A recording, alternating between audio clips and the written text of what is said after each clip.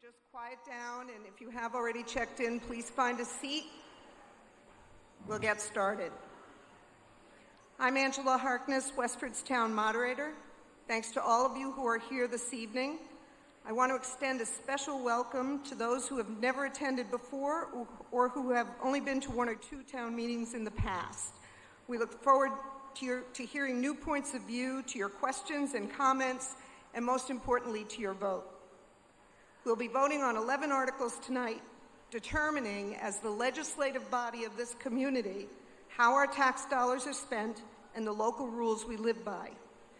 In a democracy, every vote you cast is important. Here at town meeting, your voice and your vote affect issues that are closest to all of our everyday lives. This is our first time having town meeting here in the Westford Academy gym. I hope you like the change. Thanks to our town manager, Jody Ross, town administrative staff, and our buildings and facilities staff, things have been arranged so as to be comfortable and convenient. If you have any suggestions about this new location or about how town meeting is conducted in general, please feel free to contact me on the town moderator page of the town website. A few informational items. Restrooms are out the door and down the hall. Children are welcome at town meeting. They may sit with you in the audience as long as they don't disturb the proceedings. There's also alternative family seating across the hall where the meeting will be broadcast in case your family needs some extra space. Please note our meeting mentors. Mentors, can you stand up for a moment? We have two meeting mentors at the red flags. These folks are available to answer any procedural questions you might have during the meeting if you don't want to approach the microphone and ask yourself. The town meeting speaker clock here at my left is at the front of the room, and it will note when a speaker from the floor has held the microphone for more than 2 minutes. Without discouraging anyone from speaking or making their points, this clock will let you know how long you have been at the microphone. Generally, people do not speak for more than 2 minutes, and I can tell you from my vantage point up here, people don't like to listen for more than 2 minutes either. When you do stand up to speak, please follow the instructions on each mic. State your name and address. Keep your comments brief and to the point. Do not repeat what others have already said, and if you have previously spoken on an issue, let others who have not speak first. When you checked in, you were given a handheld clicker like this one. We'll be using the clickers whenever a count is requested or required. If you don't have a clicker and you've already checked in, please go to the back and get a clicker from the teller's table. Don't forget to turn your clickers back in when you leave. Please turn your clickers back in when you leave, or I'll get fired. I'll give you further instructions on how to use them when we get to the point where we're going to do that. There are 3 microphones by which any voter can address the meeting, one on each side and one in the center. After being recognized by the moderator, you can use whichever microphone is closest to you. Unless given special permission by the meeting, non-voters may not address the meeting, and under no circumstances may they vote. Except for children with their parents or town employees and consultants, non-voters should remain in the non-voter bleacher. I suspect some of those people are voters. Okay, well. That is actually the bleacher for non-voters. So if folks that are sitting in that bleacher in the back can try and find seats elsewhere in the room, I'd appreciate it. If we run out of seats, we'll make a portion of that bleacher for voters as well. Non-voters should be sitting in that bleacher section. I'm not going to make it? No. Yeah.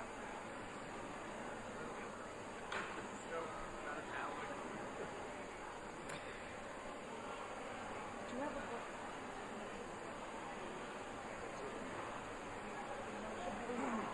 No. Is that a motions book?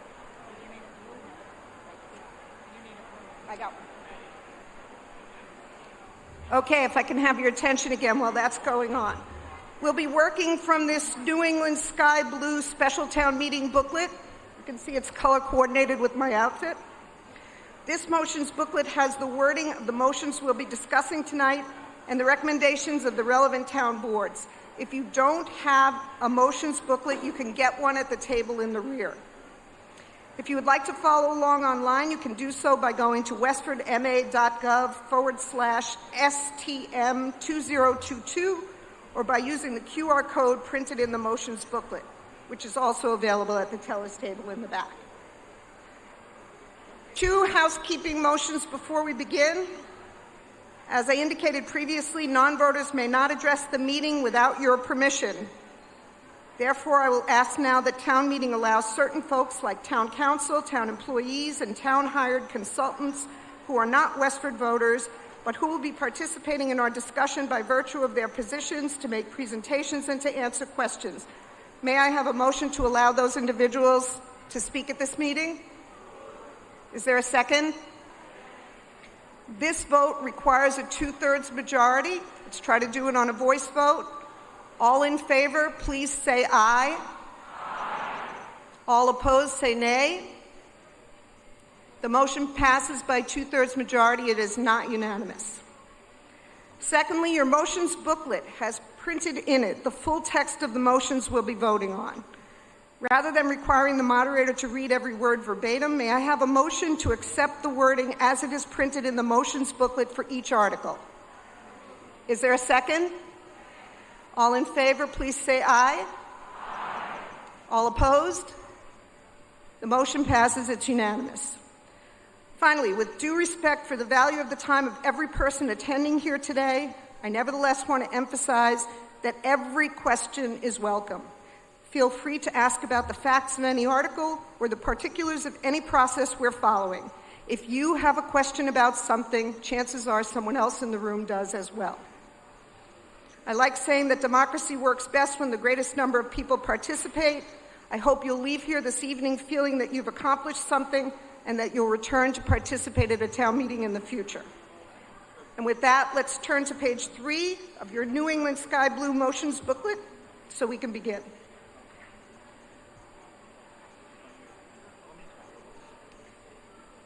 As you can see at the top of page 3, I've proposed a consent agenda which consists of Articles 1, 3, 7, 8, and 10. These are articles that are routine in nature and generally non-controversial. In the interest of being efficient and saving time, we can vote on them all at once instead of voting on each article separately. However, if any voter has a question or concern about any of these articles, we'll pull that out and discuss and vote on it separately. So I'll now read through these 5 proposed consent agenda articles, and if you have a question or wish to discuss any of them, please say "hold" loudly from your seat, and we'll pull that one out. Any questions on that process? Okay. Article 1 is for the payment of unpaid bills. The motion here is to dismiss this article because there are no unpaid bills. Article 3 is a request to transfer $12,600 from one budget account to another in order to balance the budget. Article 7 is to reduce the amount raised by taxes for fiscal 2023 by $150,000, again, to balance the budget.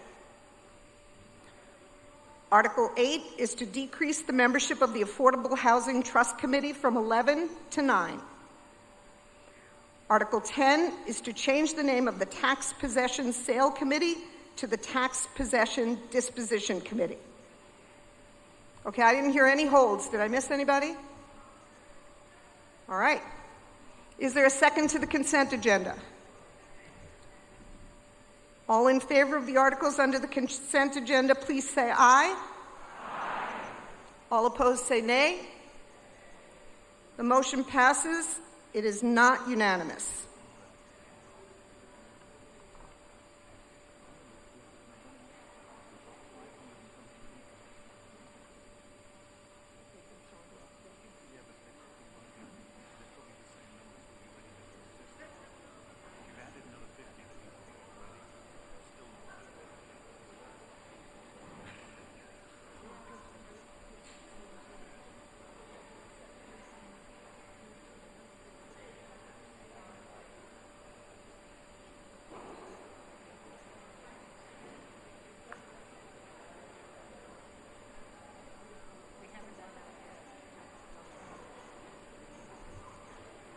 we are doing so well getting voters here that we may run out of clickers.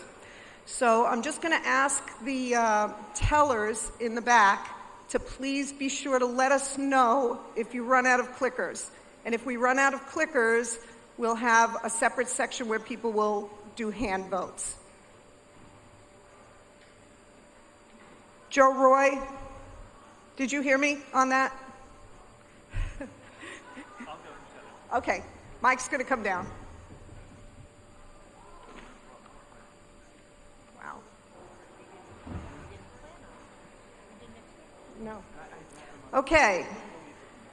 Article 1 having been disposed of under the consent agenda, we'll move on to Article 2.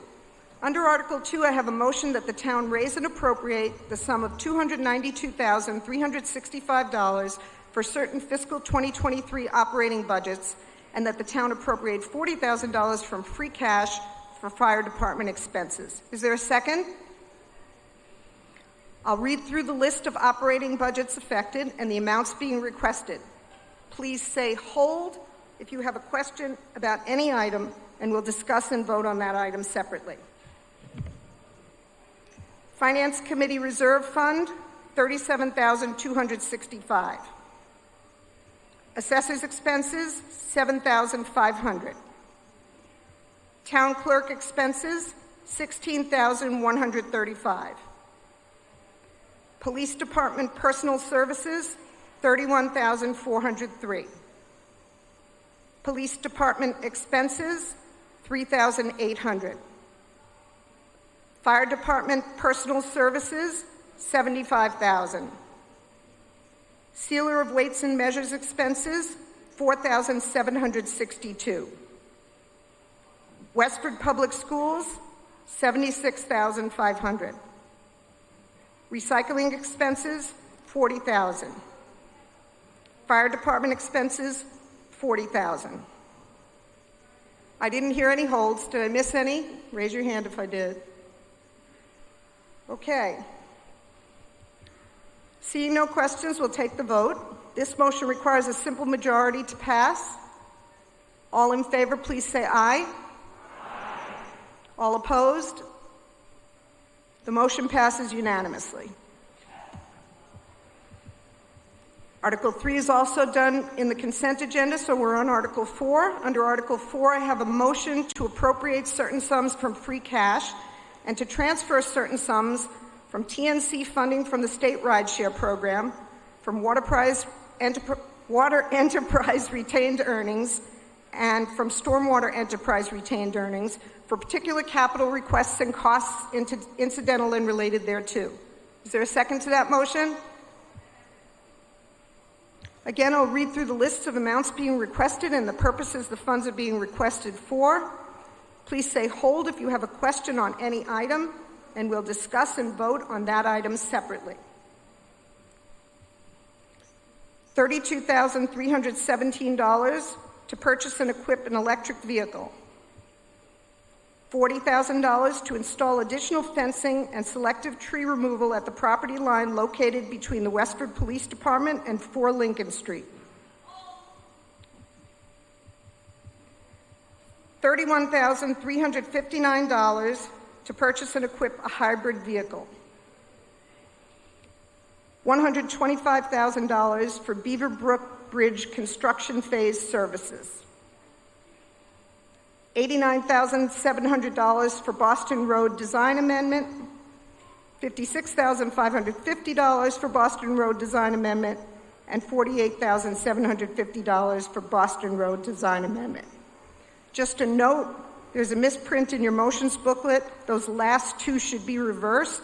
The $56,550 is from the water enterprise, and $48,750 is for stormwater enterprise. Okay, we have one hold. The person with the hold on the,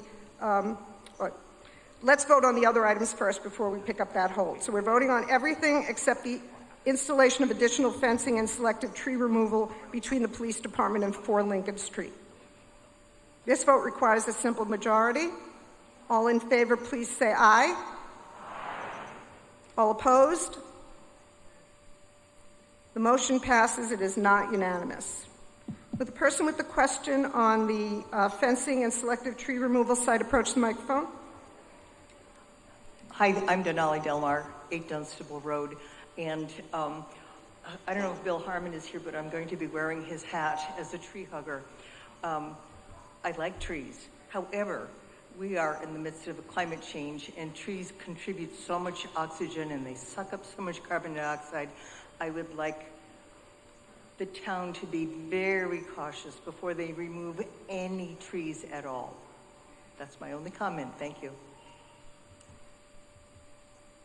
Okay, are there any other comments or questions on that? All right. Is there a second to that motion? Or did we second it with the other? Okay. All in favor of the $40,000 to install additional fencing and selective tree removal at the property line located between the Westford Police Department and 4 Lincoln Street? Say aye. All opposed? The motion passes. It is not unanimous. Madam Moderator? Yes, at the center microphone. Ellen Hardy, 39 Main Street.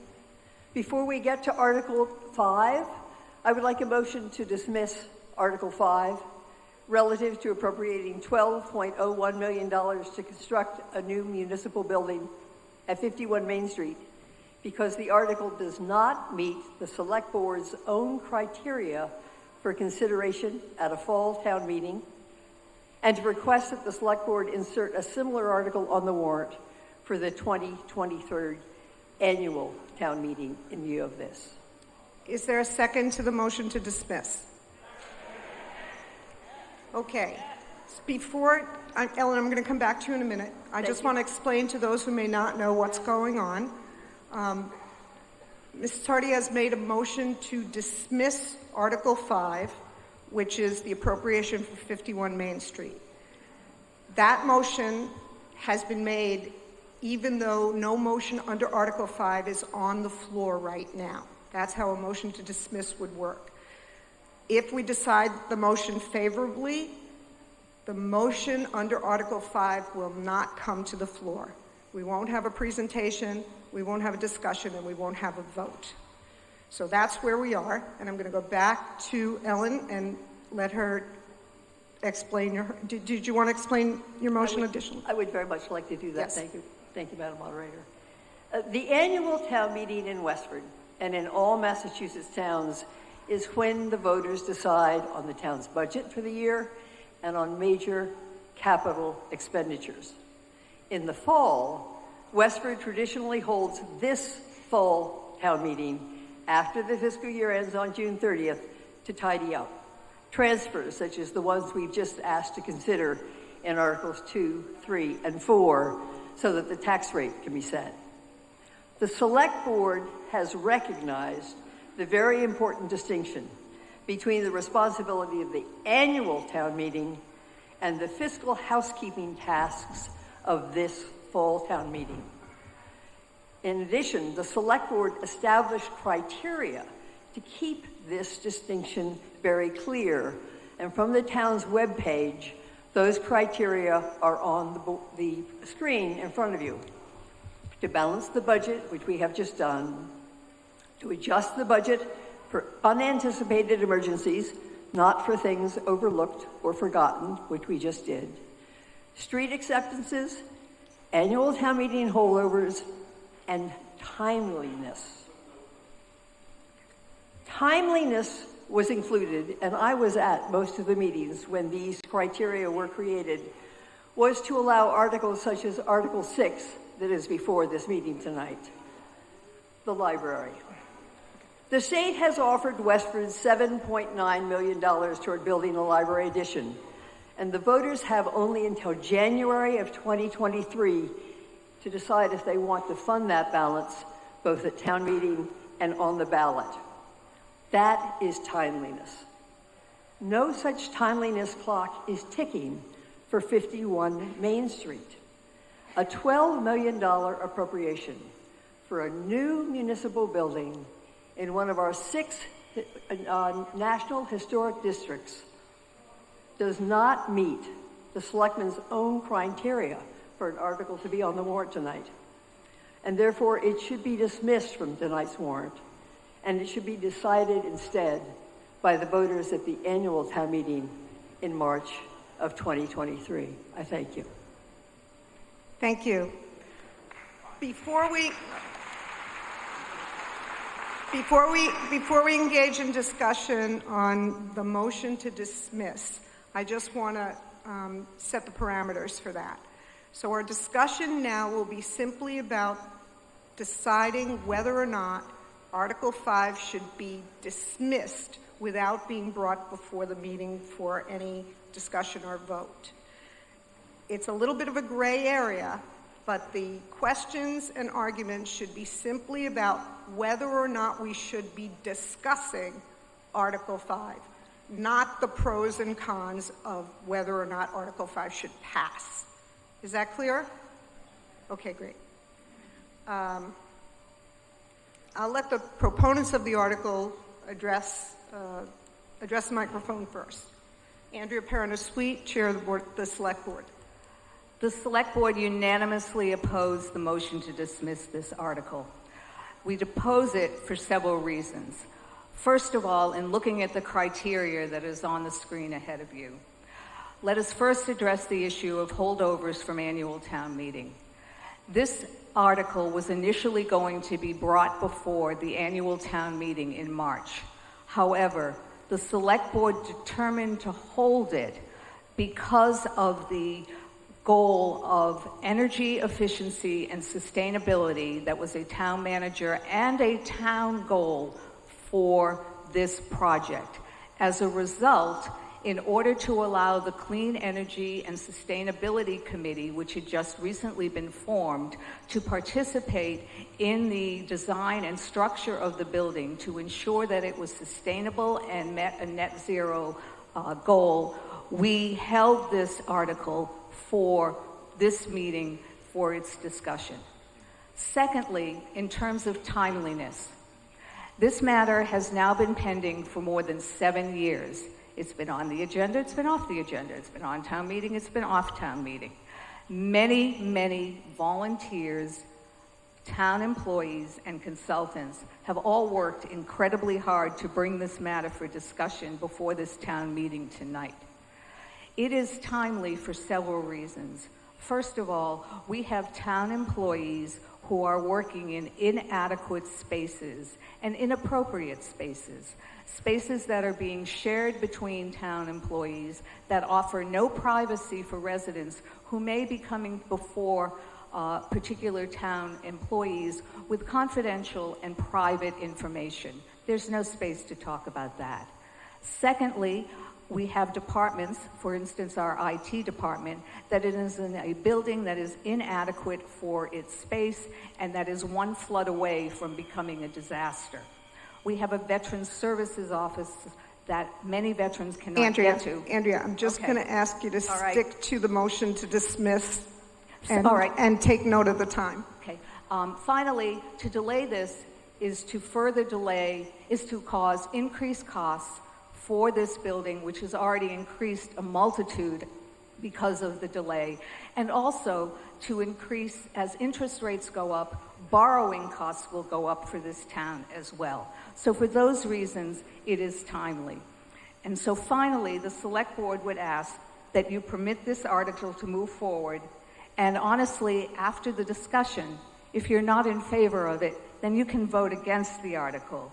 But to dismiss it at this stage is to deprive all of us of the information that is necessary to make an informed decision, as well as a decision for the ballot question that will appear on November 8th. So we respectfully request that you not support the motion to dismiss and that you vote to oppose it and allow the discussion on this article to go forward. Thank you. At the center microphone. George Murray, 14 Haywood Road. This is somewhat ironic for me. At my first town meeting in Westford, 1971, at the fall town meeting, the cleanup meeting, was an article to spend a few $100,000 to put a new roof on the Abbott School. And I stood up and said, wait a minute, the roof's been on there for between 30 and 40 years. You mean it just occurred to you last month that we need a new roof on the Abbott? Why isn't this being budgeted for annual town meeting? And that discussion and others were what led to this list that you see on the screen in front of you. My experience has been in the intervening 50-some years is that it's a great idea and a great principle, but anytime we want to ignore it, we just choose to ignore it. And we can always come up with a reason. Any spending item that you put off for any appreciable period of time is going to cost the town more than if you had done it earlier. But by the same token, as Andrea pointed out, this has been before the town a number of times, and it's been being studied for 7 years. Well, it seems to me that it's not quite ready for prime time then, and another few months till the next annual town meeting, when we have an even larger turnout, will give us a chance to consider it much more thoughtfully. I'm very much in favor of it. I know that's out of order, Andrea, but I think this is a great project. Yes, you're right, George. It's out of order. But I thought I'd give you a helping hand there. But we either should adhere to these criteria that the select board adopted many, many years ago, or we should stop pretending and simply change them. I wouldn't be opposed to changing them and eliminating a couple of them, but if we're going to have them, we should be adhering to them. Thank you. Thank you. The microphone to my left, Heather. Heather Fitzpatrick, Shannon Circle. I'm just curious, since this is already on the ballot, by postponing this and dismissing it till the next town meeting, how does that affect the ballot? I'm going to refer that to John Giorgio, Town Council.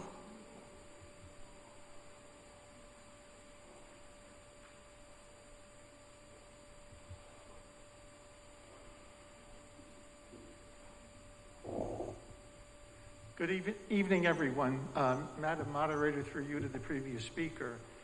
The ballot question, you're correct, is on the ballot. The ballots have been printed.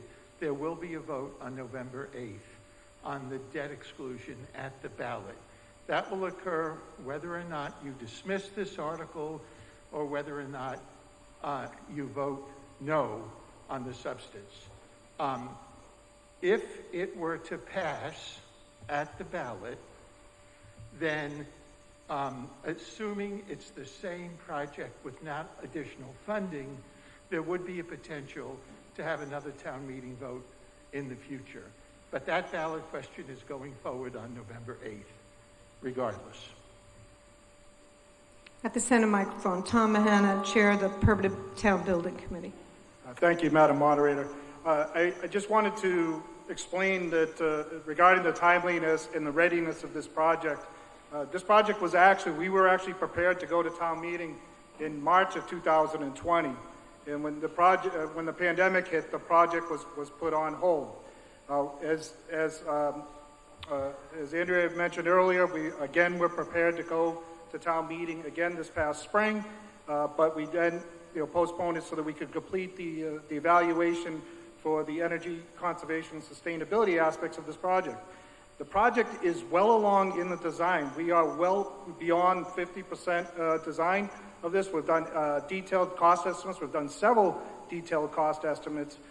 To the fact that we've built into our cost estimates escalation factors, assuming that this project would go out to bid and begin construction of summer of 2023.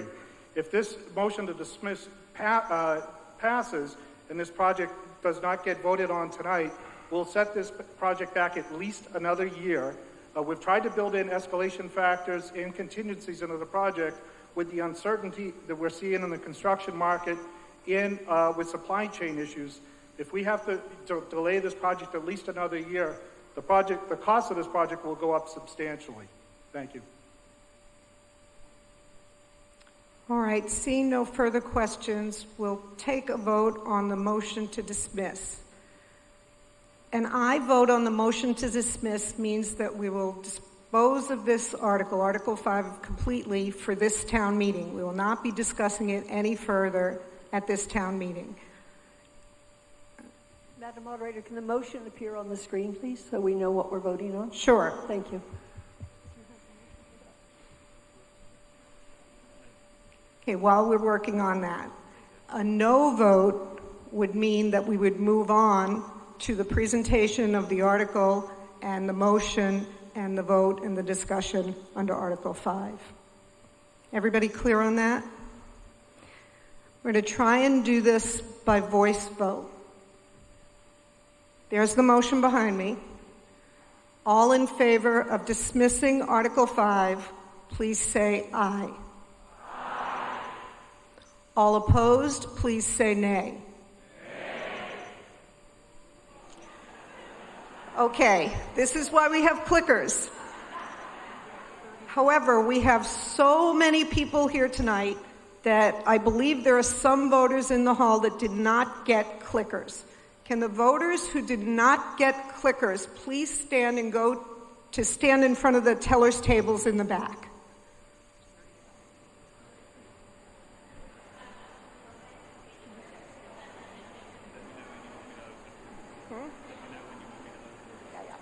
Wait till these people go back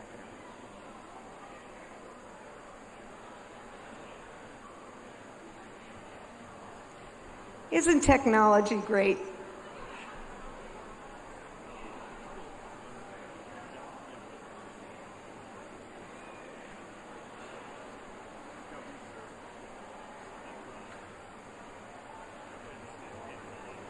I know.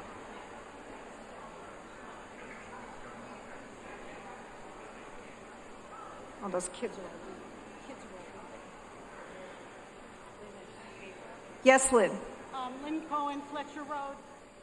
I think there's some confusion about who has clickers and who hasn't, who are not registered voters who are here.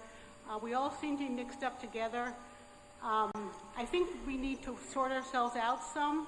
Okay, so in that bleacher should only be visitors who are not registered voters and who are not voting.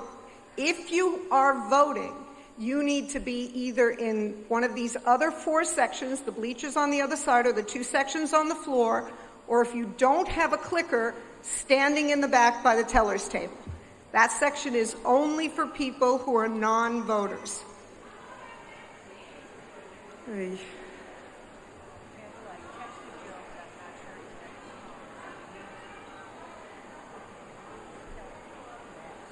Yeah.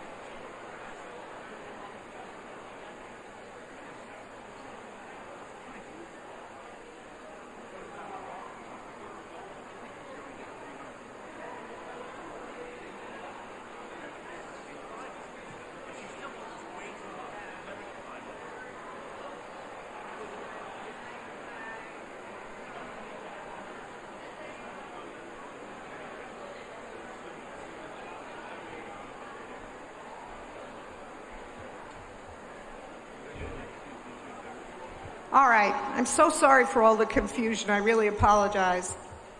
So, Joe Roy, who's one of our tellers, is going to go back there and sort out the people who have clickers and who are voters from the people who are voters but don't have clickers. Just do whatever he says. And then once you're sorted, we'll take the vote. Because the people who don't have clickers, we're going to have to count by hand.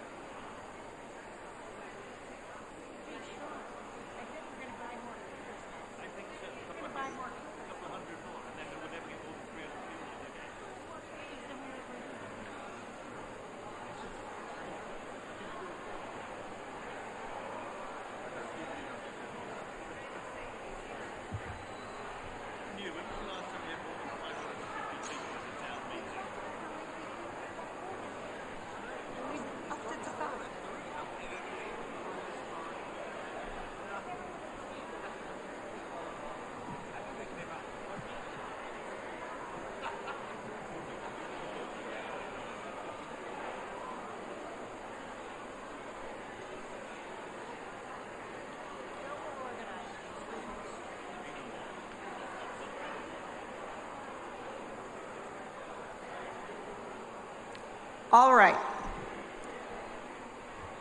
For those of you who have clickers, here's a brief tutorial. The vote requires a simple majority to pass. If you want to vote in favor of the motion to dismiss after I tell you the vote is open, you'll press the green 1A button on your clicker. You'll see an OK in your little LED screen at the top right. That's how you know your vote has been sent. If you don't see the OK, just press the button again until you do see the OK. Don't worry, you're only voting once. The clicker only will send your last vote. If you change your mind while the vote is still open, you can just press no instead, and your vote will be a no. Once I say the voting is closed, you cannot vote any longer. If you press any other button besides the red or the green, you will not be voting. Is that clear? Okay. For the folks who don't have clickers, Joe will be counting your votes, okay?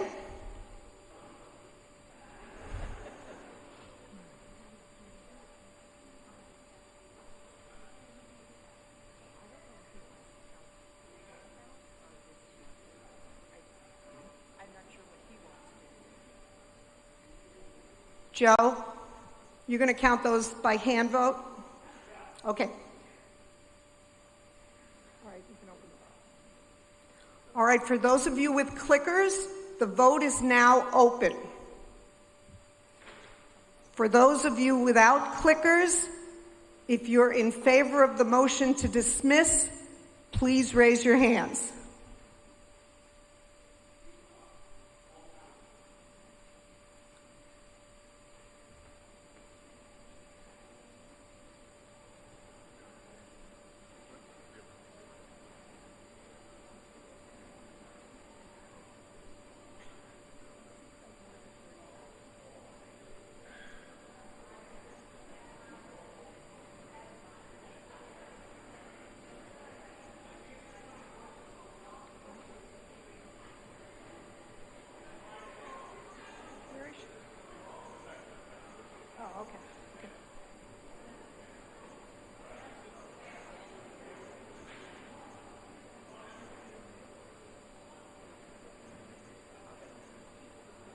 Oh, he's counting.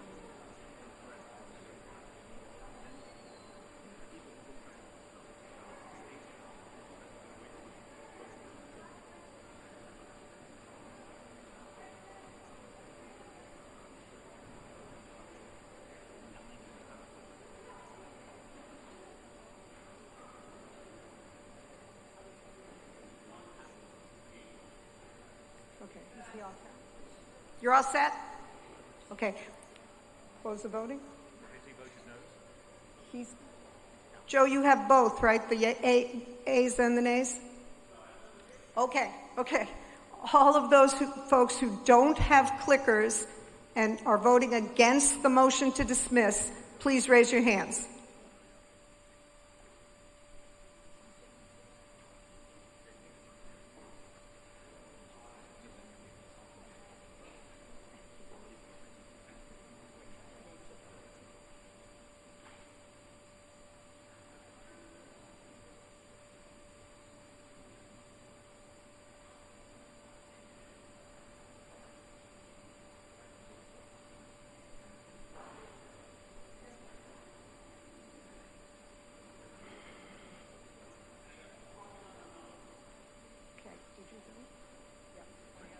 Okay, close the voting. Okay, the voting is now closed.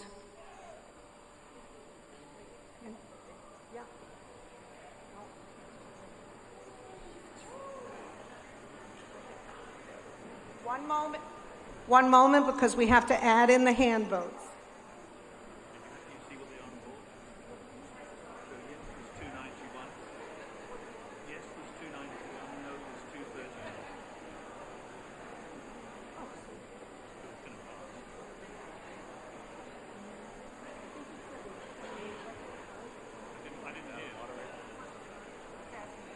Joe?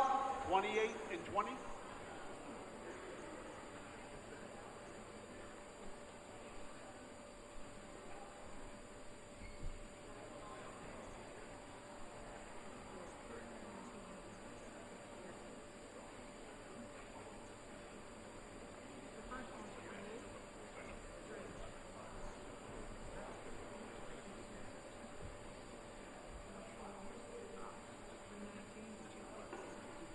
The motion to dismiss passes 319 to 259. All right, so we will now move to Article 6. Under Article 6, I have a motion that the town appropriate $32,546,009, including a grant of $7,851,994 from the Mass Board of Library Commissioners, to be borrowed, contingent on a Proposition 2.5 debt exclusion ballot vote for the expansion and renovation of the J.V. Fletcher Library and other costs incidental and related thereto. Is there a second to the motion? Presenting the motion will be Ellen Rainville, Director of the J.V. Fletcher Library, and Mary Ann Fleckner, Chair of the Board of Library Trustees. Please give them your attention as their presentation may answer many of your questions.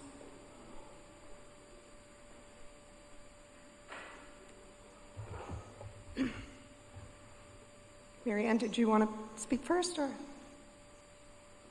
It's much taller than I thought. Okay. So, good evening. My name is Mary Ann Fleckner. I'm the chair of the Board of Library Trustees. Thank you so much for being here tonight. We've spent considerable time getting ready for tonight and hope that we have an affirmative vote. And at this time, I just have a question for the moderator. Could I speak on behalf of just a point of view that I have on the library, or I would go to the microphone at that point? No, you can go ahead. Okay.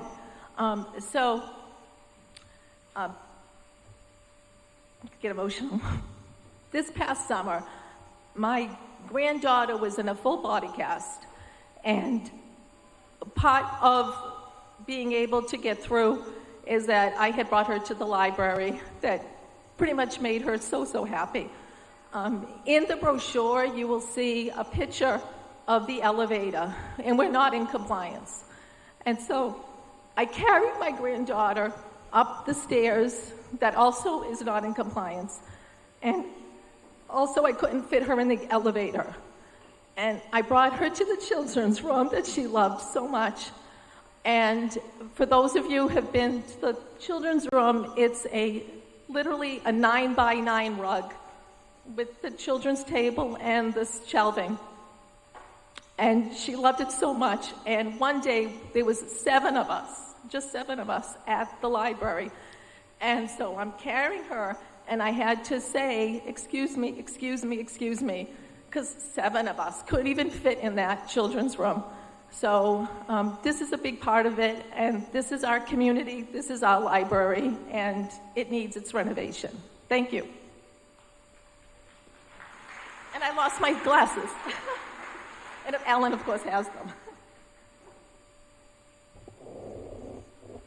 So thank you very much. I'm Ellen Rainville, the library director, and the slide deck that you're going to see for the next 6 minutes is the culmination of over a decade of work.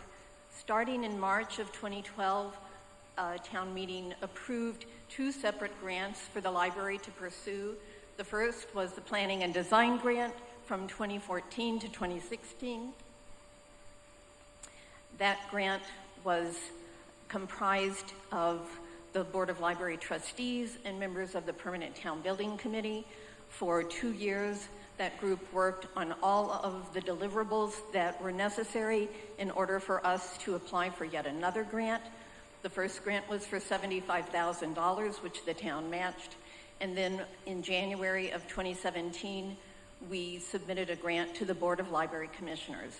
That is the state agency that oversees public libraries in the Commonwealth, and their public library construction grant program is modeled in part on the school building assistance program.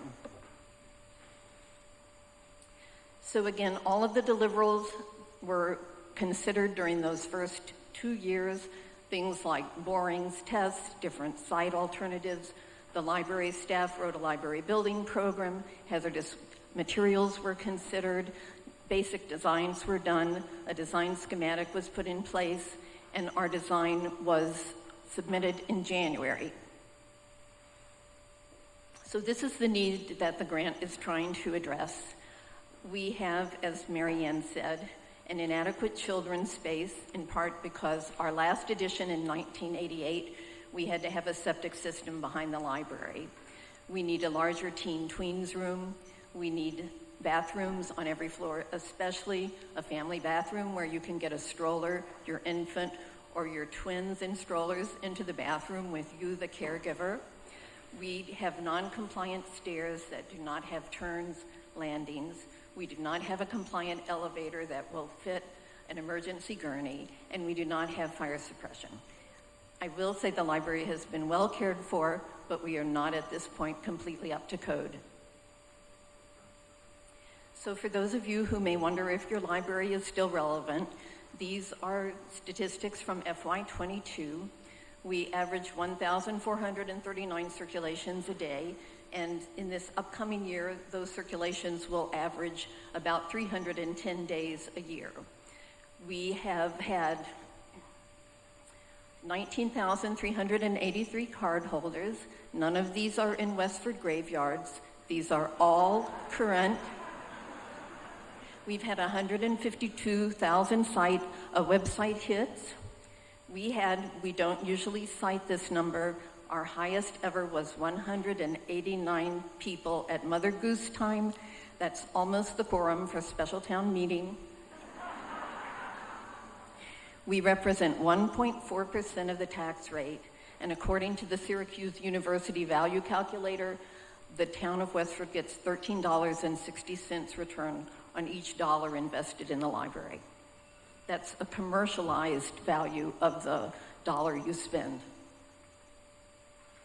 So I will go rapidly through this, but Westford can be so proud, and the library is proud, of a long history of benefaction. The original subscription library was put together by the same gentlemen who were in the Revolution and who founded Westford Academy in 1792, one of the first coeducational schools in the Commonwealth and in the New Country. In 1797, they started the subscription library. That was given to the town. In 1859, the agricultural library was given to the town. Oh, I might have that wrong. That might have been 1873. Jonathan Varnum Fletcher paid 3/4 of the building cost for the new Victorian building in 1895. The town only paid for 1/4 of that. In 1963, his great-granddaughter Marion Winnick paid for the children's room. And in 1969 and 1977, we used federal grant monies, library services and construction act monies, to get both a new edition and a bookmobile We also had a grant award from the Mass Board of Library Commissioners for our 1988 edition. So we're coming in front of you again, not asking the town to pay the full price. The historic front of the library on the Common will remain unchanged. We've had wonderful support from the Community Preservation Committee to restore stained glass windows on the Common, the original terracotta frieze work around the arch. J.B. Fletcher brought Italian masons across from Italy to do that. Most recently, the Greek Revival windows on the top floor have been restored. And as you can see from this, the width of the library doesn't change. All of the new work appears on the back on the parking lot side. So this is where we see our children's room doubles. We have a larger meeting room. These are immediately inside the new rear entrance so that you can use the meeting room after hours and children immediately get into the children's room. On the medium level, everything in blue is reference, study, collaborative study rooms, tutorial rooms. Purple is collections. And finally, the teens and tweens have their own room. It actually is going to be on the west side so that we have not so quiet teens above not so quiet children. And then in blue on the third floor, we have the Mary Atwood room stays as a room for history and meeting. We have 2 additional conference rooms. We have the same 3 offices that we currently have for staff, and we finally have a systems room as well. So these are all the things we do as well. We improve the parking lot with 79 spaces. We improve flow, and we actually end up with a more versatile and flexible building that can be used many ways in the future. And we finally are handicapped accessible, meet current fire safety and building codes, and are planned for net zero. So the community gets many benefits from the library. And this is a rendering of coming in the rear door with the meeting room to the left. It's not quite this wide. Again, it's only as wide as the current library. The children's room to the right. Study rooms upstairs. The yellow brick you see in the left is actually the back of the current stack room. And then this is the view from the parking lot as you come into the back of the library. So it's true, we learned a year early that we were coming up for a grant, and we only have until January 9th of 2023 in order to get our grant approved and to let the state know we'll accept it and proceed with the program. Costs have gone up dramatically from our original estimates. The town cost now is $23.4 million. We have $7.85 million for a grant, $1.3 million in fundraising and CPA grant funds. And this will end up being $159 a year on a median house valued at $660,500, or come out to $3.05 a week. I believe there's a debt exclusion presentation, which you may or may not see, but this bond can be smoothed over so that the tax impact does not spike and maybe be backloaded the way the town did with the new fire station. The hard news is that our grant is not a percentage of total construction costs. We do not go back to the bottom of the list. And even though the 12 libraries that are now on the wait list and 3 that are currently just starting construction, we've reached out to the legislature for ARPA funds and surplus funds. But as of my call today, I can only tell you that is in conversation. We can't guarantee that. However, we can guarantee that this is our tax money paying for this program, and we can reclaim it for our community.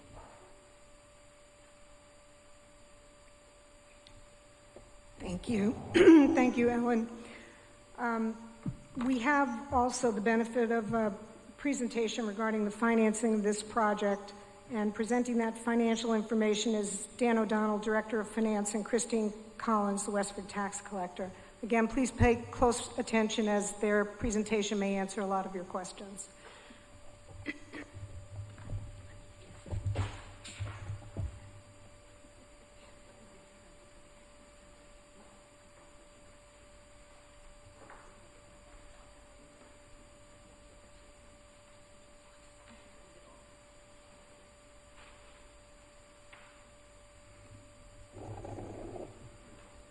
Good evening. So Christine and I have a brief presentation to share with you.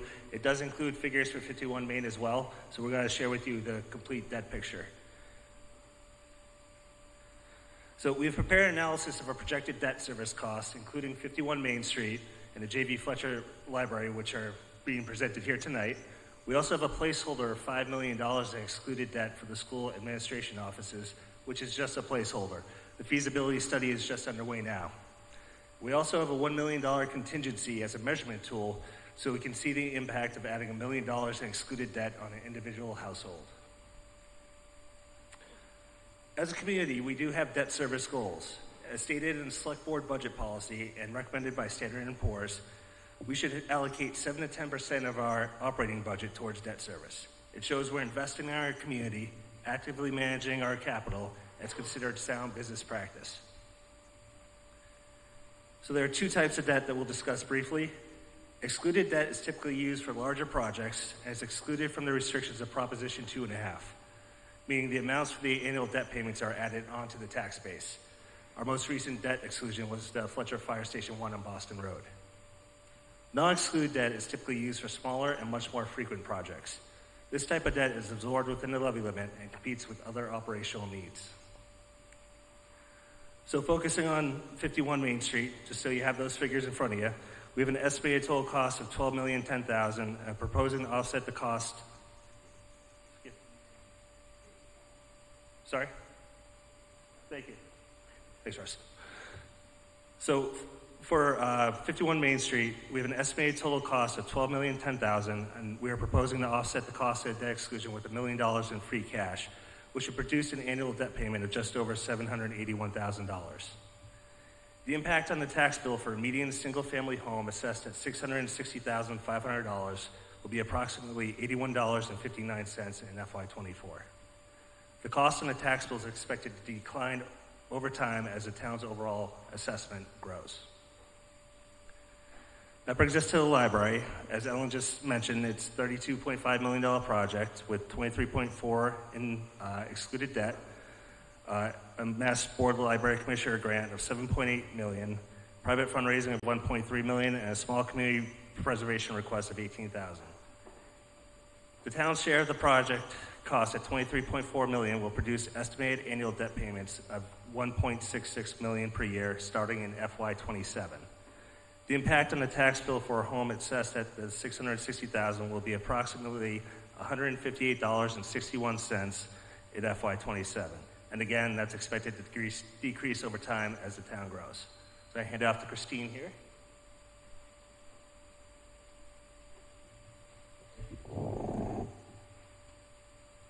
Okay, so this is a snapshot of our history, starting about 10 years ago in FY12.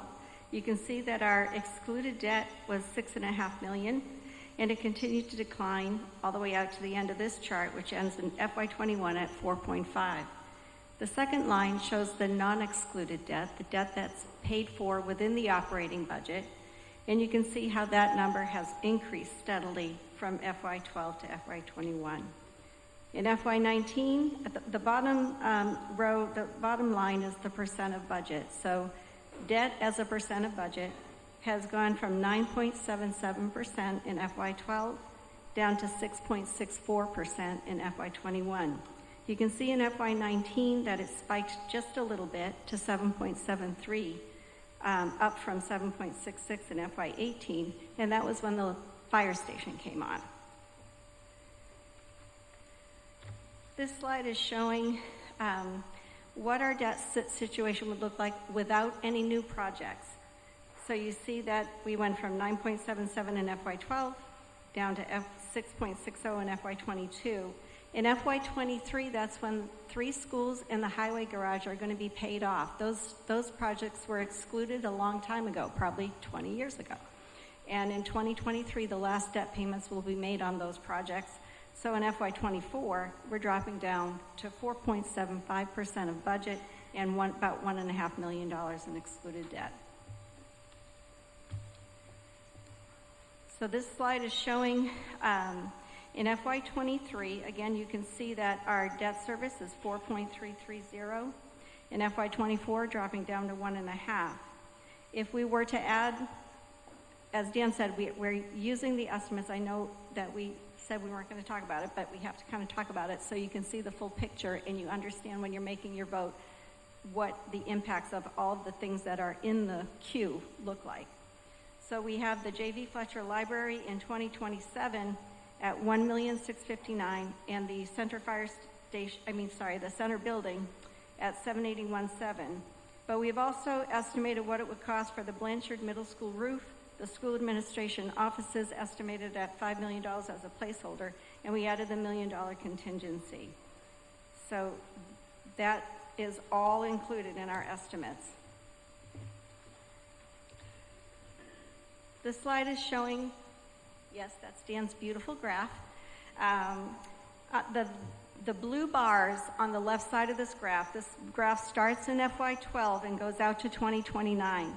The blue section of those bars is the school buildings that are coming off, and the dark blue on the left side is the highway garage that's coming off.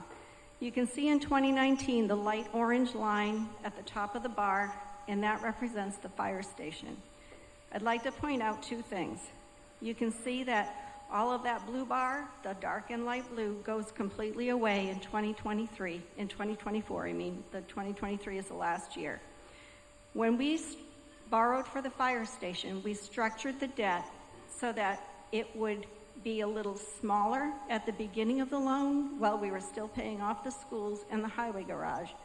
And it grows a little larger once those buildings were paid off. We structured it that way on purpose so that there would not be a spike in the tax rate. We intend to do the same thing when the library comes on. So this last slide, did it go? Yes. All right, so this last slide, you can see in FY22, before everything gets paid off, we were at about $302 on the tax rate, on the average home. I'm sorry. Yeah. So the center building would add about $81.59 in 2024. You can see that it goes down a little bit each year. We built in about a 3% assessed value increase into the model, and that's a very conservative model. In FY27, the library would add $158.61. You can see the three other projects that we're estimating at varying amounts, making a total in FY27 estimated of $402.49 in excluded debt. In 2022, we had $302. Without any smoothing, we're seeing $402 in 2027. We would, as I said, just like we did with the Fletcher Fire Station, try to smooth that out so that the increase would be closer to maybe $50 to $75 rather than $100. All right. This chart is showing, if you just pay attention more or less to the bottom line, how the percent of budget kind of smooths back out a little bit. You see that in FY24, instead of 4.75, it goes up to 5.43, and then once the library comes on, we're back around 6.5%, which is where we want to be. And in summary, we are trying to be very deliberate about how we bring in these new projects for excluded debt. We have an opportunity, since the schools and the senior center, the highway garage are coming off, to bring in this excluded debt without a large spike in the tax rate. So that is all I have. Thank you. Okay, questions and comments at the microphone to my right. Peter Portante, Buckboard Drive. I'm curious, there are a lot of numbers on these supporting presentations for the last two. Ms. Moderator, how do I differentiate just what is impacting the library versus the other projects? I was a little stunned to see so many other numbers from the other projects, one of which was dismissed tonight in these numbers. So I'm having a hard time understanding the tax implications just for what I'm voting on this article. Thank you. Okay. So going back to so first of all, the reason that we included other projects is because we feel that it's important that everyone knows and it's completely transparent, the other projects that are being considered seriously, either because of other votes and work that has been done, like with 51 Main, or we have a study going on, a feasibility study now for the school administrative offices. So, and we know that the Blanchard roof has already, I believe, been approved for some MSBA funding. We can't do these things in a vacuum. But for the J.V. Fletcher Library alone, we are seeing an impact on a $660,000 home of $158.61. That's what we're estimating based on the numbers we know today. Thank you. At the center microphone. Hi, I'm Paul Fossbender, 14 Texas Road.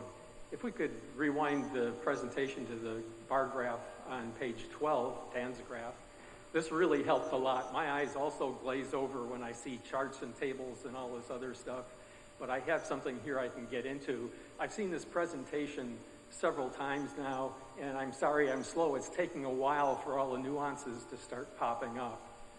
I pick up today two things from this chart that concern me a little bit. One is, if you look in the years from about 2015 to 2026, you can see that taxpayers as a group are being asked to fund about $3 million a year for these projects, if I read this correctly. Is this the chart you're looking at? That's okay. the chart. Okay. Okay, if you see in the middle of the chart, it's more or less flat at around the $3 million line. When you get out to 2027, when the real impact of the library and some of the other things hit, it bumps up to $4 million a year.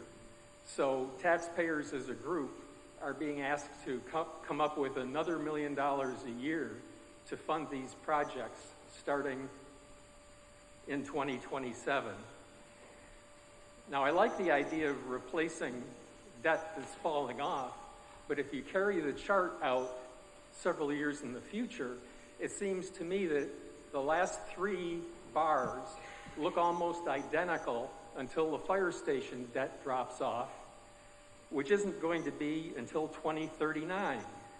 That's 15 years out, which means taxpayers will be funding at a roughly the $4 million a year level for that many years. So my question becomes, what happens when, and I say when, not if, the next big capital project comes? Are we going to be asked to bump that up to $5, $6, or $7 million a year that the taxpayers fund? What degrees of freedom do we have to fund the capital needs that we'll have in the future? So I understand what you're saying about the fire station not coming off for a number of years. But the fire station debt has been structured, and that's a known. When we go out to bond the library or any other project, we will be working to try to keep the debt on the tax rate as level as possible. And one of the ways that we do that is to structure the debt carefully. For the fire station, although it is not completely paid off until I think it is 2039, the debt service payments start to drop off. They're not level. They start to go down in 2033. So we would have an opportunity to build in some higher years for the library during that time. And the senior center is also coming off, I believe, in 2035. So, at this level, without any smoothing, it's about $100 more than it was in FY22. And historically, it was quite a bit more than that when all the schools were still pretty new, because that was a declining debt schedule. Will there be a time where we would, have to do a project and it would cost more and we'd have to figure that out? Probably in the future there may be other projects that come along, but at this point we've shown you everything we know, even projects that we don't have fully vetted yet.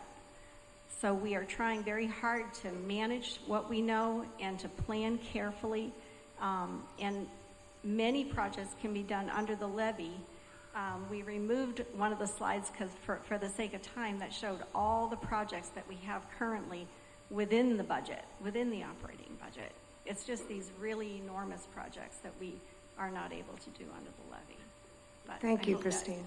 So my concern really comes back to, I have to believe that between now and 2039, there will be another large capital project that comes forward. And I'm really concerned that we're sort of spending all our future debt capacity if we want to stay flat now at $4 million instead of $3 million a year on the projects we have today. So I'm hoping that we won't be seeing any capital projects with funding for the next 15 years. Ha! At the microphone to my left. Thank you. Hiren Piplani, 2 Downs Road. I have 2 questions. The first one is, if you could go back to the slide which shows the statistics on the library usage, that would be helpful. Ellen, I think that's in your presentation. Thank you.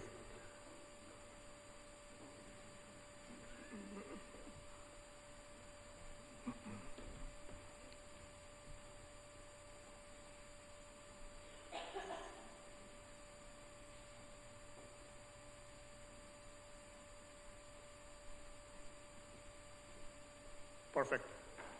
Thank you. So question is, I appreciate the 2022 usage. You've got the checkouts, card holders, etc. But do we have any information which shows how has this data been changing over the past 5 years? Has it been going up, down? What's it look like? And how does that correlate with the overall Westford community, people up, down? Is there any trend there? So when we compare the FY22 statistics, we're actually comparing them to FY19 because the 2 years of the pandemic were so anomalous and are not helpful statistics to look at because we changed so much of our service model. However, we are now circulating more items per diem than we did in FY19, and FY19 was our highest year. Now, I can say that just this past week, we received all of the circulation and materials usage statistics for the 36 libraries in the Merrimack Valley Library Consortium. This is a network that we're a member of. Westford is the 3rd highest circulating library after Andover and Chelmsford. Those are both much larger communities than us. We have increased population 50% since our 1988 edition. And I can say that for the O'Reilly Technological Database, Westford circulated 45,000 items and was the highest circulating library of all 36 libraries. So our trajectory has stayed high, and we are now seeing 20% of our circulation from e-collections and downloadable books. And that is an increase. Last year, that number was 16%. So, again, we have roared back to our FY19 high level, and we're not really seeing this in some of our sister libraries. Thank you. So just to parse that information there, right? So 2 parts. One is the comparison point is one data point, that's 2019. If we could flash that or add that here, that would help paint a better picture from a comparison standpoint. Number 2, it's still only 1 point of data, right? It's not, you don't have a trend line which shows how is it actually behaving. I don't know if you can get that. I'm sorry that I don't have that. I mean, I do have it going back to the year 2000. Okay. But can we take a follow-up and come back and at least show that data in our email or something? Well, we're going to vote tonight, so I'm sure the library director will be glad to talk to you about that offline, but we're going to vote on this tonight. You're welcome to email me. I can only tell you that FY19 was our highest year, our highest per diem circulation year. The pandemic, was a very big change for every public library, oh, yeah. And we've come back. So, and we're continuing to see increases in some of our data lines. I appreciate that. And the other one I'll maybe point out is, the electronic the electronic... Excuse me, what's your point of order?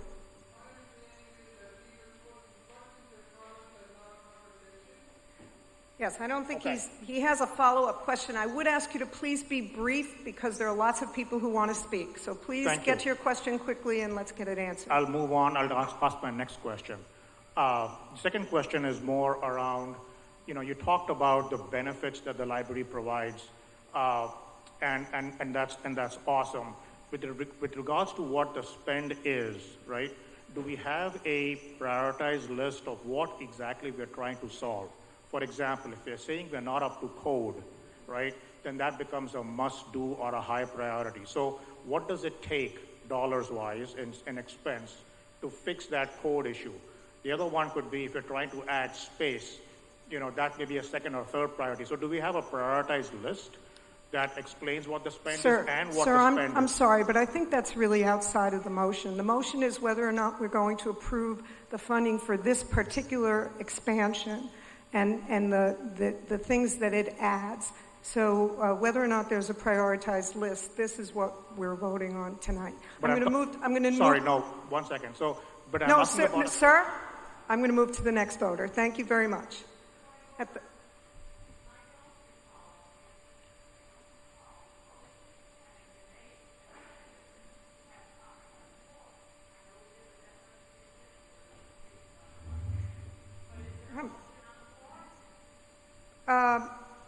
We did. We absolutely made the motion and it was seconded. Yes. I'm sorry? I initially read through the motion, it was seconded, and then Ellen and Marianne did their presentation. At the microphone to my right.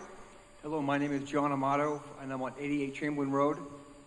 First, I'd like to make a comment, then I have a couple of questions. It's not a long comment. Many, many years ago, I stood at one of these microphones talking about ADA and code improvements in buildings, and people gave me grief.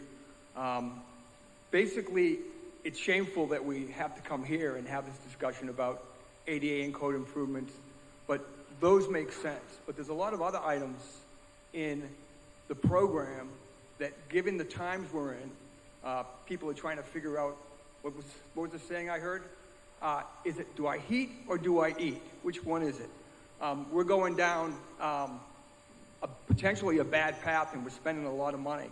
Are we being as efficient as we could be? The rendering is stunning, and stunning means a lot of money. So are we spending more money than we need to meet what we need to do from a code and ADA standpoint? 130-seat conference room is a big piece of program. So the question is, why are we spending so much? What is the need for that? That's my first question. Okay, Ellen, do you want to answer that? So, in part, to wrap two questions up, we're saying that this particular project makes room for the public in our public libraries. If you saw the trifold brochure as you came in, you see that we're crowded. We have inadequate space for study for our child users, for our tween users.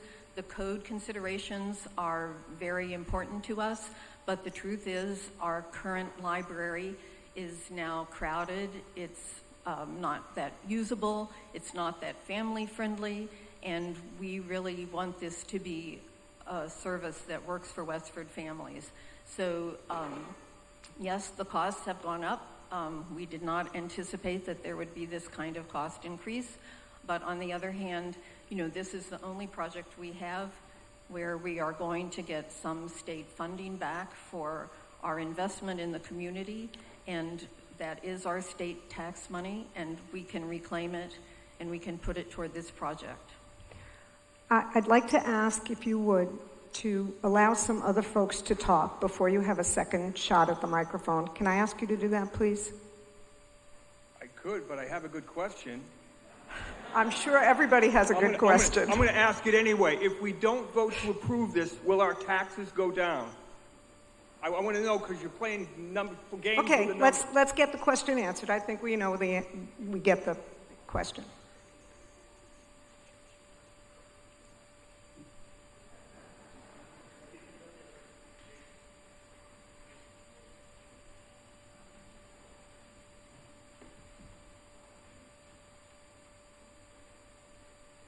So the top line on this graph is showing the impact for the debt that's already excluded. And you see that in 23, the amount that's added to the tax bill is about $263.05. That's the year we're in right now. In FY24, with no other projects being added, that would go to 141.27 and continue to go down over time. Thank you. Center microphone. Hi, Liz Sherry, 10 Coloma Drive. My question is, the numbers that you've presented to us tonight, are they firm or are they guesstimates? And what rate are you going off of? Is it a guess rate or a future rate of a guess at a future rate, loan rate? These are the best numbers that we have right now. We updated the presentation after the strategic planning retreat to reflect new construction estimates, new median assessed home estimates. We have looked at interest rates. We think what we're using today is reflective of today's rates. We can only go with the information we have right now. If we were to see interest rates go up by even a whole percent, which is probably very unlikely, we were looking at about $11 on a $660 home. So instead of $158, it would be $169 a year. Okay, so they're guesstimates, really, these numbers. Because as we know, many projects, even our own home projects, always end up going up, never really go down. And on top of it, I think, I agree with the ADA compliant comment just before me. I think, this is proposing what you would really want instead of what you really need at this point, especially when we're in a major, major inflation right now in our country, where people are hurting, and the financial experts and economic gurus are saying it's going to get worse, that the recession's going to get worse, and that the rates are going to go up again. Thank you for your comment. To my left. Okay, thank you. Dennis Galvin, 90 Concord Road. I'm a member of the Finance Committee, and I voted against recommending this, and I wanted to share with you what my concerns were. This is a 12,000 square foot expansion of the library, which is almost 50% of the actual scale it is now. Of that expansion, 50% or less, just about 50% is essentially open space, which is going to have to be heated and it's going to be lighted. The issue of the code violations, the code concerns are basically in the corridors and in the elevator, not the expansion of the space. That's a whole separate issue altogether. And lastly, during the conversation with the library at the Finance Committee, there was no evidence that was presented to us that the scale of the building as it stands now basically can't support the operation as it is. You have heard the issue about the debt exclusion, how much it's going to hit the $660,000 home, like $158,000. You also looked at the other enumerated debt obligations that we have, which we're going to have to pay for. The Capitol building, I think, is going to have to come back on. The Blanchard School, those are all going to come back. It's going to boost this up to about $401 for an average $66,000 home. And it's only going to tail off about $20 of that for the life of the debt exclusion. There's another thing that you should be aware of, and that is that the schools embarked on full-day kindergarten, and they did not increase your budget. They increased staff, but not increased budget because Dennis, they used ARPA funds. That's a little off topic. Well, no, it isn't, because what happens is if this thing doesn't work out, you're going to be hit with that as well. So in conclusion, all I want to say is this. You have a question? We have a situation here where there is a lot. Some people have already talked about the financial situation. This will be a lot of pain for a lot of folks in this town because of inflation and also because of heating and fuel costs. And don't forget evaluations on your home as well. It's a beautiful project. I have nothing against the folks trying to do this. I think they're great people. But as far as cost benefit is concerned, I think the pain cannot be justified for the benefit. So I would urge you to vote no. Thank you. The microphone to my right. Lynn Cohen, Fletcher Road.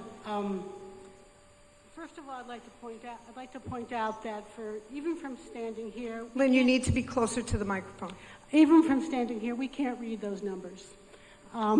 So for future town meetings, I can really appreciate trying to make it more visible for everyone in the room. That's the first thing, because hearing those numbers being thrown around, I can't digest them. And I've seen this presentation at least 4 times. That's my first thing. I would like to hear from the rest of the Finance Committee, or at least the chair of the Finance Committee, about why they supported this, why I think it was 8 of 9 people voted yes. I'd like to hear from the Select Board why they supported it. The Clean Energy and Sustainability Committee supported it, and any other committee that supported this project. I'd like to hear from all of them to explain why they supported it. And personally, I think this is not a question of what we want. This is what we need. I spend a lot of time in the library, and the usage of that library, the problems in that library are ones that we need to fix, and we need to fix them now. And the last thing, one more thing I'm going to say. I would like Ellen also to explain the terms of the grant from the state and how that actually affects the way we have to build this building. Thank you. Okay, Ellen, could you answer that first? And then if we could get a brief summary of the boards that recommended in favor of the library. I think the request was Select Board, Finance Committee, and Clean Energy and Sustainability. I'm sorry, there's a little Hogwarts spider on the microphone.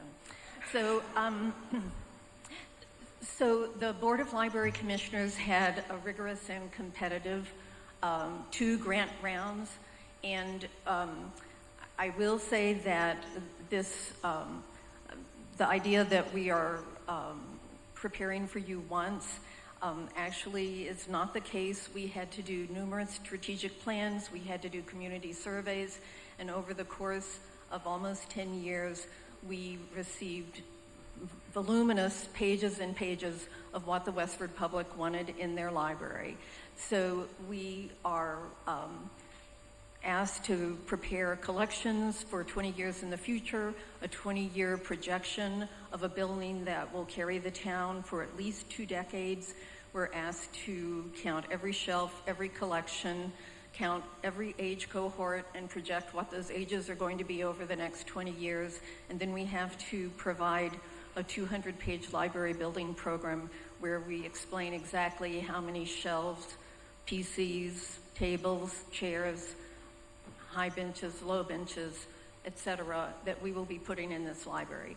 And then that's reviewed by a number of professionals and a review board, and then the applications are ranked. So we were one of 33 to be ranked, and we are in the last 2 years of that library grant round.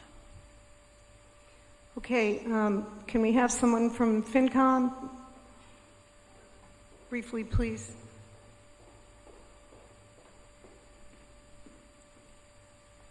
Good evening. The Finance Committee does recognize that this is a large number, and it's a sticker shock to most people. It was to us as well. However, this project addresses several infrastructure issues, as you've heard from the library. They need corrected. It also adds programming capabilities that the town has wanted, and we studied the financial impacts to the town, and we believe that it does fit within our debt structure, and the town can carry the debt. Thank you. The Select Board?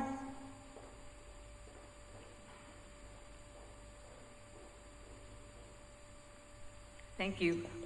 As Christina's just indicated, the Select Board also believes that this addresses programming capabilities within our town. As you've heard, the library usage continues to go up. We need buildings that match the growth of our community and the growth of the usage of the library. Our library is a centerpiece of this community. It is used by our children, it is used by our tweens, it is used by our teenagers, it is used by our adults.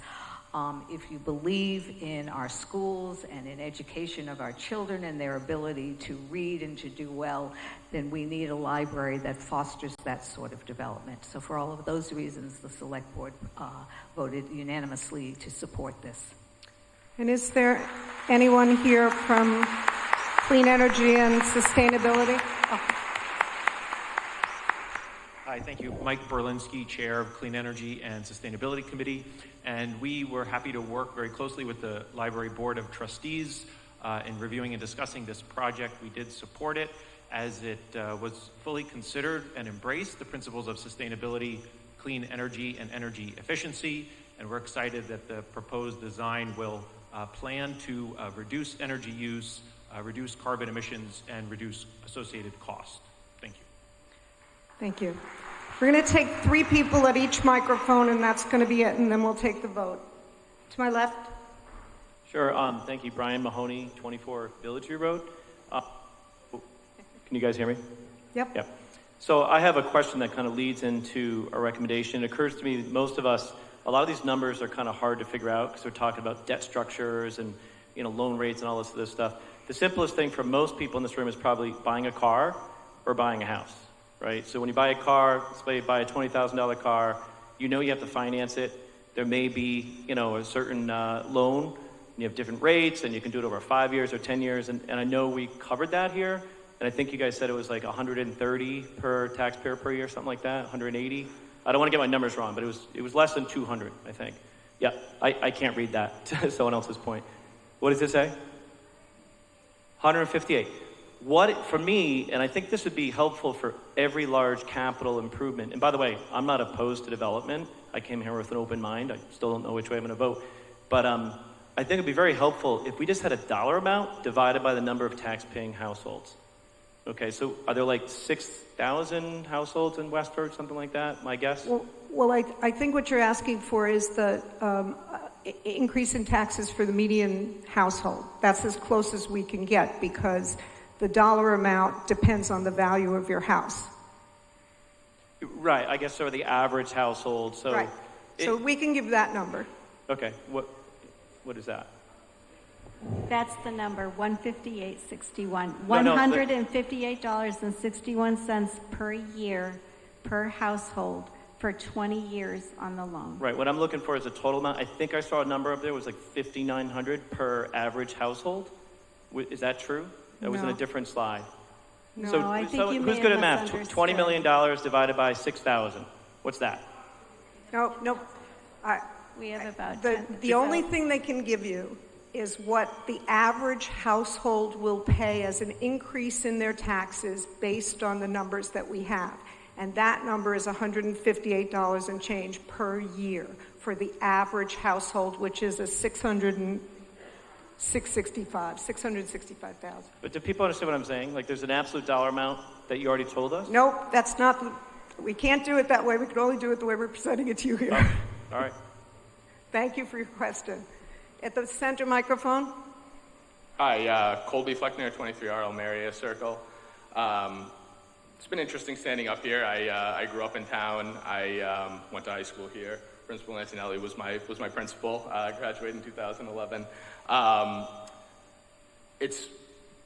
have a question, but just real quick first. It's been interesting to stand up here and listen to a lot of people. People tell you as a kid not to grow up, right? It's kind of depressing. You stand up here and everyone's like, well, why do I care about these kids for $10 a week, or $10 a month, I should say, when, I don't want to pay that $10 a month for these kids, but I guess that's a topic for another day.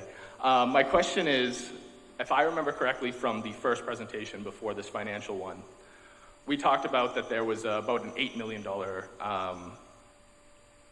gift, for lack of a better word, that we're getting from the state that we applied for, that the town applied for. A lot of people came up here and they talked about the financial impact, and it seems like they did a really convenient job of forgetting to mention that part of it.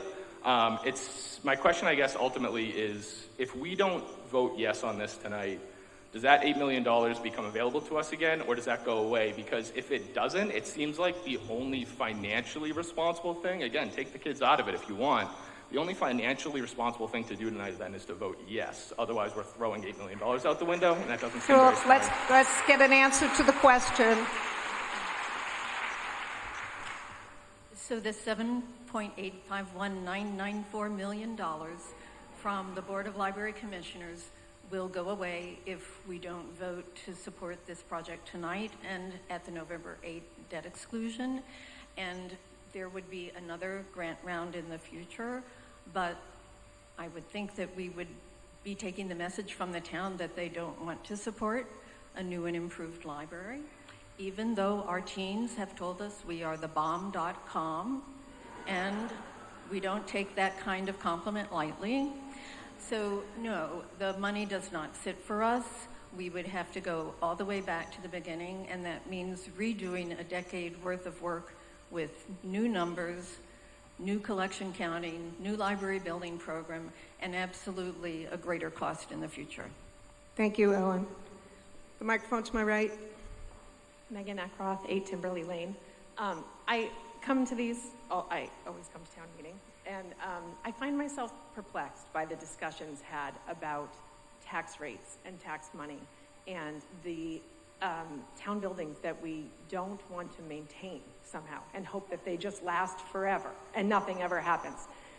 Particularly as it relates to our schools, our library, our fire station. All of us as residents maintain our homes, whether it's a leaky faucet or a septic system or a new roof. You agree to pay that money to maintain your own home where your family lives. These are our community homes. If we don't put the money into them to keep them compliant, to keep them up to date, to keep them in a space that our community can use, then the value of your own home doesn't matter a whole lot because there won't be anything to move here for. Please vote yes. The microphone to my left. Eileen Catro, 15 Oak Road. My pronouns are she and they. It's hard following up Megan on this. She likes kind Well, of you don't have to if you don't want to. No, I do. So I have been thinking about, we are in a town where we have great schools, we have great facilities, and people want to move here. And I feel like a library is a central part of that. And it goes beyond books. We were looking before at just like books and what that circulation looked like. I walked into Brookline several years ago, and I was stunned in their library. They had that you could borrow out cake pans. How cool is that? How cool are the things that our library would be able to do with additional space beyond giving programming to the children and the teens? Those things are always sold out. So I encourage you to really think about this and really vote for this. It's the future of our community. Thank you. Thank you. At the center microphone. I'm Mike Wisset, 10 Fieldstone Drive. Clarifying question, and I'll probably have a comment based on the answer I get. So the question to the Finance Committee is, inflation is clearly in the mind of residents right now in terms of our financial conditions. Have inflation impacts on debt, financing, taxation, etc., been discussed in the Finance Committee? And if yes, can you make some comments of how inflation would impact the story, I guess? Do you want to respond to that, or do you want Dan? Can you please correct me? Is your question whether or not inflation has been considered in making the determinations and recommendations? That's correct, yeah. Okay. I think it probably is more of a question for the committee than for staff. Yes, we did discuss that. Excellent answer. Okay. Definitely the construction costs were escalated. Absolutely. And they were for the original grant as well. All right, thank you. Okay, at the microphone to my right. Sarah Chmielewski, 17 Shelley Lane. Call the question. Okay, we have a motion to move the question. Is there a second? Okay. This means we're terminating discussion. If you vote to move the question, we will be terminating discussion. We'll have no further discussion on this article, and we'll move directly to a vote on the article itself. So let's try a voice vote first. All those in favor of terminating discussion, please say aye. Aye. You don't have to yell. All those opposed, please say nay. Okay, the motion to move the question passes. It's not unanimous. So now we're moving directly to this one. Oh, I'm sorry. Moving the question requires a two-thirds vote. That was definitely a two-thirds vote. It passed by two-thirds. Now we're moving to the main motion, and this will be whether or not you agree with Article 6. This also requires a two-thirds vote. We are going to use our clickers for this one, okay? So remember, if you want to vote yes in favor of Article 6, you'll press the green button. If you want to vote no, after I tell you the vote is open, it's not open yet, you'll press the red button, okay? And Joe, are you back there ready to count your hands? Okay. You ready? Okay, the voting, for those who have clickers, the voting is open. For those who don't have clickers, all those in favor of Article 6, please raise your hands.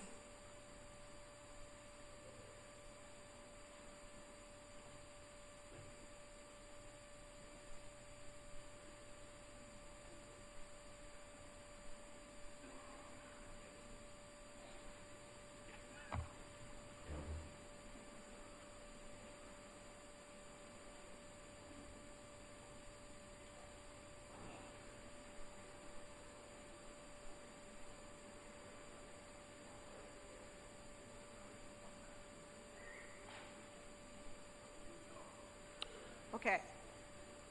All those opposed who don't have clickers, please raise your hands.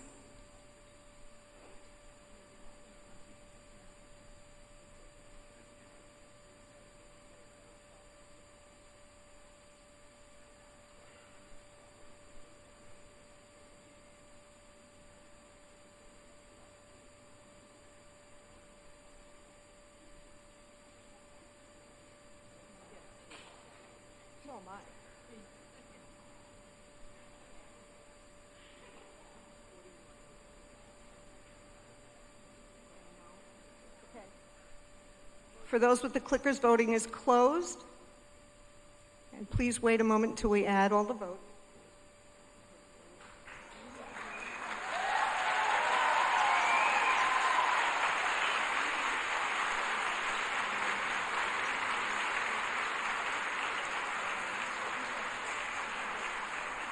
The motion passes by a two-thirds majority. The vote is 436 yes and 141 no.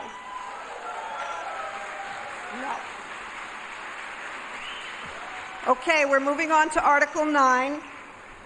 Under Article 9, I have a motion to amend Section 3.3 of the zoning bylaw to make certain changes to the accessory dwelling use standards. The specific changes can be seen starting on page 6 of your motions booklet. Is there a second to Article 9? Presenting this, we have Town Planner Joe Jinowitz. Please, if you're leaving, leave quietly so that the rest of us can pay attention to this presentation. Thank you, Madam Moderator. Don't forget to hand your clickers in if you're leaving. Please do not leave with a clicker in your pocket. Hand your clickers in.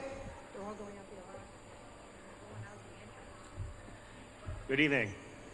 This article is co-sponsored by both the Planning Board and the Zoning Board of Appeals. Through their collaborative efforts, the proposed changes seek to remedy a few issues that have presented themselves to residents seeking to add accessory dwelling units to their homes. For those who are not aware, an accessory dwelling unit, or ADU for short, is a dwelling that is incidental to the primary dwelling. Some people may think of these types of units as an in-law apartment, though there is no requirement for people residing in these types of units to be related. First, under the current bylaw, any special permit issued by the zoning board for an ADU automatically expires upon the transfer of ownership. This means that any new buyer of a home with an ADU in Westford is required to get a new special permit from the zoning board. Special permits require a public hearing process, meaning that anyone in this circumstance will likely need anywhere from 2 to 3 months and will incur at least $1,000 in costs just for the opportunity to maintain the status quo with the property. This creates a significant level of delay and uncertainty for both the buyer and the seller. Both boards found it would be reasonable and in the public interest to have an administrative process to allow the special permit to remain in effect with the new property owner in instances where someone is proposing to buy a home with an accessory unit and is not proposing any changes or in other words, expansion of the unit. Under these conditions, a special permit would not lapse so long as an affidavit is filed with the town within 90 days of purchase of the dwelling. The new property owner would still be required to reside in either unit of the home at least 6 months of the year. Secondly, research conducted by the Land Use Management Department staff on behalf of the boards found that a majority of variances pertain to applications for ADUs that exceeded size requirements were from homeowners that reside in older, more modest-sized homes. And taking a deeper dive in the data showed that this is a result of current bylaw standards which limit the size of an ADU to be a percentage of the gross floor area of the primary dwelling. This can be confusing for applicants and is more restrictive for individuals who happen to reside in a smaller home. Instead, the proposed change would modify the requirement to be a flat allowance of 900 square feet. 900 square feet was selected for two reasons. First, again, based on the research conducted by town staff, found that the average size of ADUs approved by the board to be just under 900 square feet was 894. Second, under Mass General Law, Chapter 48, the state's definition of accessory dwelling units, they find 900 square feet to be the maximum allowance for these types of dwellings. So this change would keep us consistent with state law. Individuals would still be able to apply for a variance with the Board of Appeals should they wish to seek an accessory dwelling unit greater than 900 square feet. Other changes include expanding upon the purpose statement of the bylaw, clarifications regarding plan and parking requirements, and should note that none of the proposed changes removes the requirement for any new accessory dwelling unit to obtain a special permit through a public hearing process from the Board of Appeals. So on behalf of both the Planning Board and the Board of Appeals, we request your support for this article. Thank you. Thank you, Joe. A question at the microphone to my left. I see that there are questions or a significant change in what is required of the Board of Health. Did you speak with the Board of Health?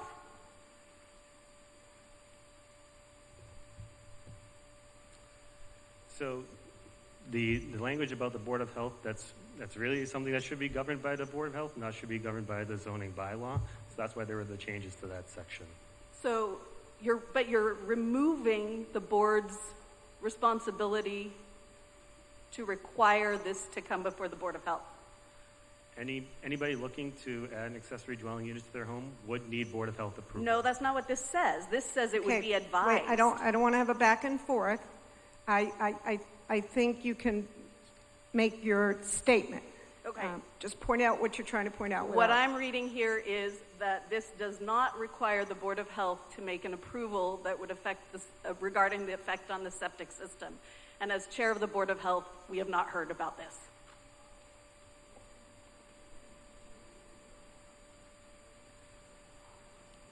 Okay, is there any, did you want to respond to that, Joe? Or I said I wasn't doing back and forth. So. Are there any other comments or questions? All right, seeing none. This is a change to the zoning bylaw. It requires a 2/3 vote. Do we have a planning board report? Did you already make the planning board report? Both the planning board and the zoning board recommended it. Yeah, okay. This requires a 2/3 majority. Did you want to speak, Jeff? Yeah. Good evening. Jeff Morissette, Director of Land Use Management.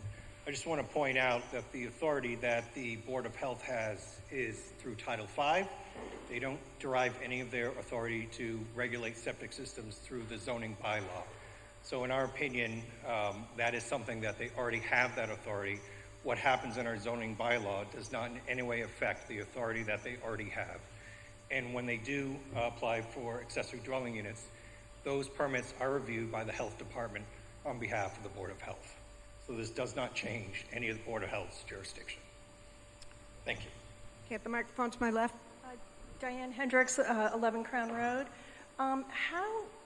Number one, is this going to increase our student population if you're allowing multi-generational people to reside in a dwelling? And also, how is this going to impact like other structures in town that are, I'm thinking actually of Drew's Farm. I'm thinking of the Caldwell Banker building, which is in a residential zone.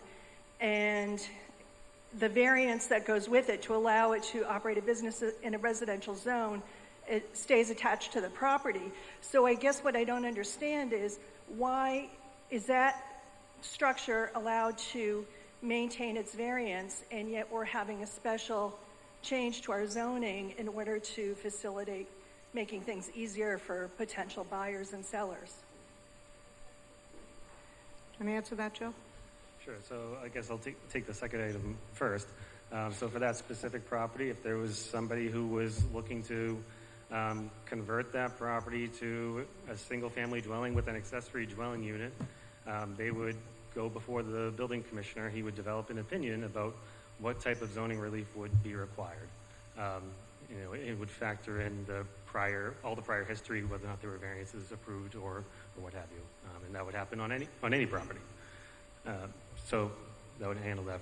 In terms of student population, it's feasible that somebody who has someone who would be a student in Westford schools could rent from someone in an accessory dwelling unit. That's certainly feasible. Okay, seeing no, are you getting up to go to the microphone? Okay. Kathy Ricketson, 5 Westford Hills Road. Is the Affordable Housing Committee here? I just wondered if they had an opinion to share with us. It seems as though this will increase affordable housing. Is there anyone from the Affordable Housing Committee here to speak? Oh, here we go. Hi, Joni Croto. I am the chair of the Affordable Housing. Certainly, accessible dwelling units will help our elderly population. If people add space to their homes for their aging parents, that especially people who are on Social Security who are now affordable, it certainly will help our affordable housing. Thank you. The microphone to my right. Denali Delmar, Dunstable Road. Once again, there are many committees in town who've been saying we need more affordable housing, we need more affordable housing, and we do, in fact. This is a great solution. You are not going to have families with kids moving into 900 square feet. I assure you of that. Thank you. I support this, of course. All right, seeing no further questions, we'll move to the vote. We're going to use our clickers on this again because it is a 2/3 majority vote. Joe? Oh, there you are. Okay. Oh, they have clickers now. Yay! Welcome to the Clickerfied. Okay. Voting is open now. If you're going to vote yes in support of this article, you'll press the green button. If you're voting no, press the red button.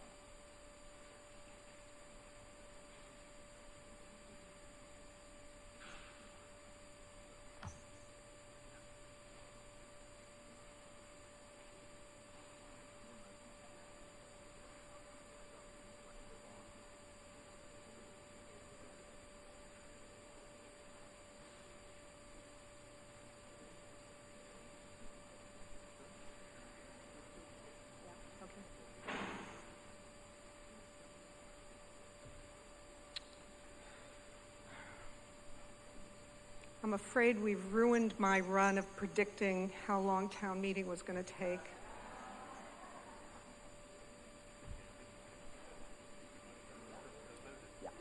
Voting is now closed. Article 9 passes by a 2/3 majority. The vote is 346 in favor and 38 opposed. Under Article 11, I have a motion to authorize the Select Board to sell 2 parcels of land on Pine Tree Trail and Burn Ave. Is there a second to the motion? To explain further, in her swan song appearance as Westford Town Meeting. Aren't you doing this? Oh, you're not. It's not Eric's swan song. Sorry, I thought it was Jody. Yeah, just explain what's going on. Good evening, everyone. Thank you, Madam Moderator. So these are 2 small parcels that we are looking for town meeting authorization to dispose of. One of the neighboring property owners did reach out to the town manager's office and inquired about purchasing one of these. They are quite small. One is 0.073 acres and the other is 0.128. The town manager did reach out to all department heads and inquired if there was a purpose for any of these, and there were not. So we did ask the select board to sponsor an article to consider disposing of these, which would comply with Chapter 30B. All right, seeing no questions, we'll move to the vote. Wait, I see somebody approaching the microphone.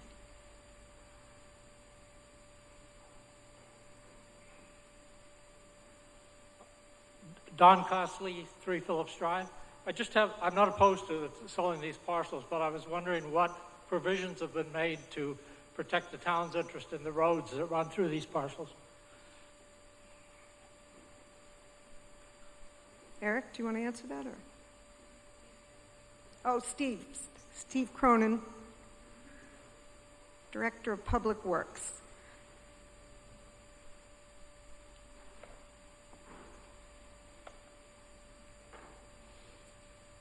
So we will be doing a survey of the parcels to identify the roads where the road exists on the parcels and either secure easements or reconfigure the size of the parcel to make sure that the town maintains ownership of the road. Thank you. Seeing no further questions, we'll call for the vote. Again, this requires a 2/3 majority to pass. Please use your clickers once more. If you're voting in favor of the article, press the green button. It's not open yet. If you're voting against, press the red button. Okay, voting is open now.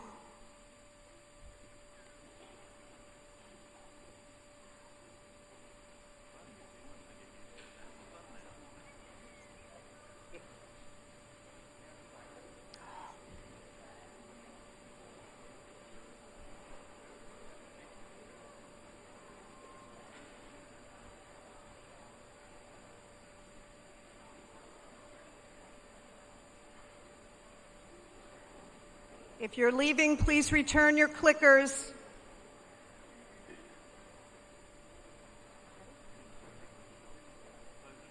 Yes. Okay, voting is closed. The article passes. 342 in favor, 7 opposed. That concludes our business. Thank you for your attention. Some of you may have come tonight because you thought 1 or 2 of the articles were important. I'm here to tell you there's always something important on the agenda at town meeting. So please be sure to come back in March and bring a friend with you. Is there a motion to adjourn? Is there a second? We're adjourned.